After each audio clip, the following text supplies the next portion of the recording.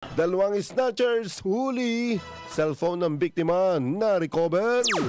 Isang biktima ng snatching ang dumulog sa impila ng pulisya para ireklamo ang mga suspect na kinilalang sina Alice John, 21 anyos, at Melvin, 26 anyos, kapwa residente ng Barangay Mamatid, Cabuyao, Laguna.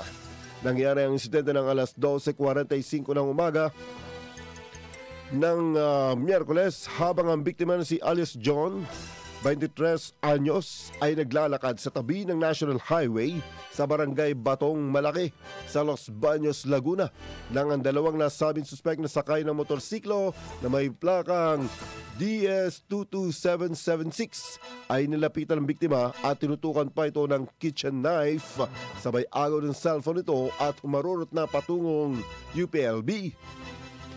Humingi naman ng tulong ang biktima sa mga kapulisan na nagsasagawa ng pagpapatrolya sa lugar na nagresulta naman ng pagkakaaresto sa mga suspect. Na-recover ang tatlong cellphones mula sa mga kawatan, kabilang ang cellphone ng biktima na nagkakalaga ng 60,000 pesos.